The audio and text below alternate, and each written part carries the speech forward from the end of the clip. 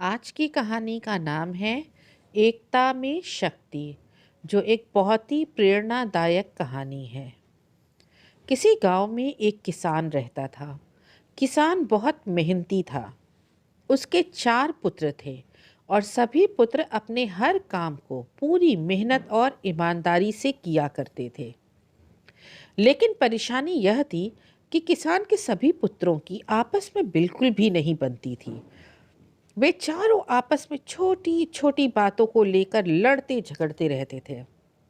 किसान ने कई बार समझाने का प्रयास किया, लेकिन उसकी बातों का कोई असर नहीं होता था।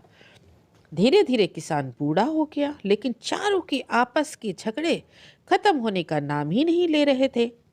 एक दिन किसान ने एक तरकीब निकाली और चारों पुत्रों को अपने पास बुलाया।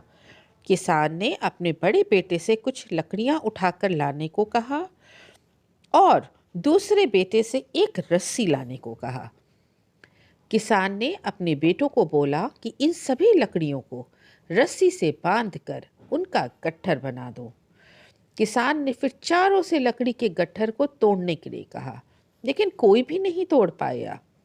फिर लकड़ियों को खोलकर एक एक लकड़ी दे दी और तोड़ने के लिए कहा, और चारों ने आसानी से लकड़ी तोड़ दी।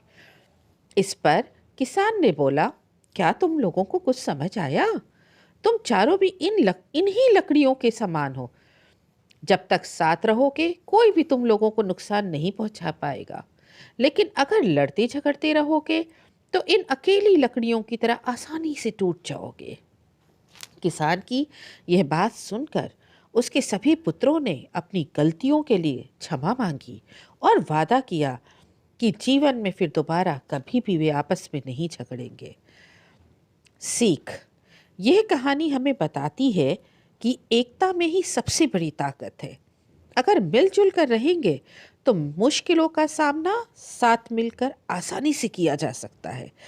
अगर लड़ेंगे तो कोई भी आसानी से हमें नुकसान पहुंचा सकता है। इसलिए हमेशा याद रखें, एकता में ही शक्ति है।